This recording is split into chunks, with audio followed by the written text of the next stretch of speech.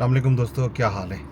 Morning राजधानी दी कहानी का वेला है। सफ़र करूँ नाल नाल तो राजधानी दी कहानी भी दसूँ। अज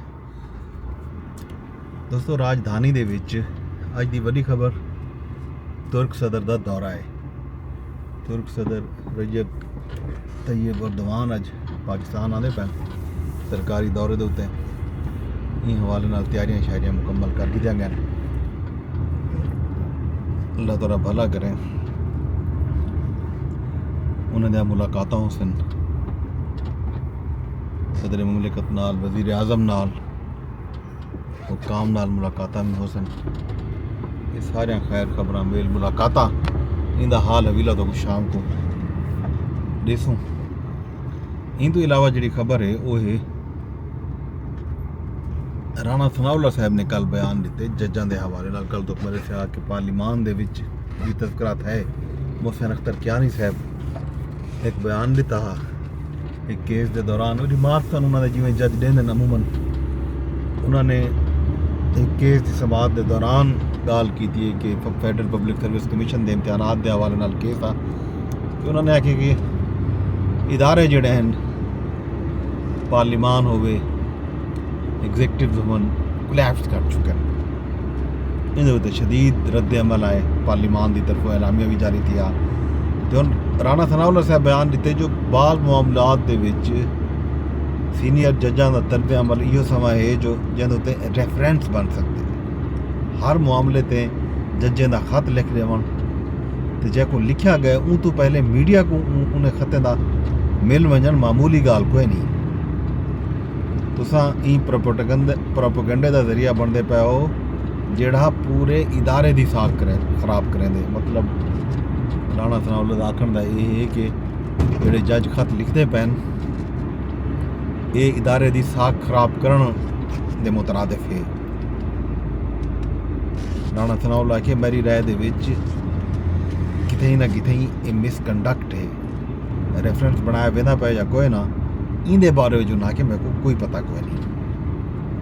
ये सही गाल है जी राणा सनाउल्लाह साहब की जजां के हवाले नाल। ज़ाहिर तो पता हो सी जस्टिस मंसूर अली शाह बाकी जजिस के खत जड़ा है इवें इस्लामाबाद हाई कोर्ट के जजा ने भी खत लिखे।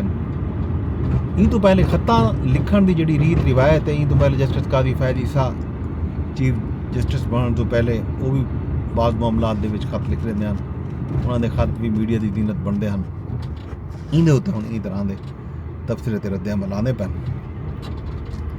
यह जनाब अली खतें की गाल मुहार।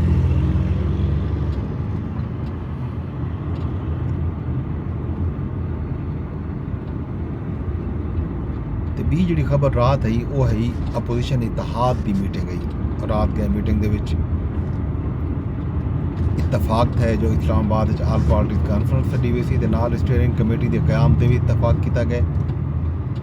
तो स्टेयरिंग कमेटी की जी सरबराही है शाहिद खान अब्बासी करे सन। कमेटी चिबली फराज, सेनेटर कामरान मुर्तज़ा, मुस्तफ़ा नवाज खोकर, साहबजादा हामिद रजा, नासिर शिराजी, साजिद तरीन, अखूनज़ादा हुसैन भी उनका हिस्सा हो सन। ये सही खबर आई रात कमेटी की अहम खबर है। ज़ाहिर है अपोजिशन एक इत्तेहाद बनया हुए तहरीक तहफ़्फ़ुज़ आईन पाकिस्तान के हवाले नाल जी कल मेल मुलाकात थी है, मीटिंग थी है। ये थी है महमूद खान अचकज़ई की रिहाइशगाह के उत्ते मीटिंग थी है। तो इन्हें उत्ते हुण यह कि आल पाकिस्तान का पार्टीज़ कानफ्रेंस सी उहदे विच अगों दा लाहेअमल तैयार किया हुआ सी। अपोजिशन जमातां कट्ठियां थींदियां पैन। हुकूमती इत्तेहाद क्या करना पाया क्या नहीं करना पाया इंदा हाल विला तो शाम को नहीं सो। अज की राजधानी की कहानी थी पर मुझे कहने हैं शाम तक मैं को दियो इजाजत। शाम को वाल कट्ठे थी सूँ हाल हवीला करे सूँ। मैंने अरदास करे कि मेरे व्लॉग को तुसा शेयर लाजमी कर छोड़ा है। यूट्यूब ते दे बैठे हो तो यूट्यूब ते शेयर चक रहा है। मेरे चैनल को ही सबसक्राइब कर गिना है। तो नाल नाल अगर फेसबुक ते तुसा दे बैठे हो तो फेसबुक ते भी शेयर का ऑप्शन है, कमेंट का ऑप्शन है, लाइक का ऑप्शन भी मौजूद है।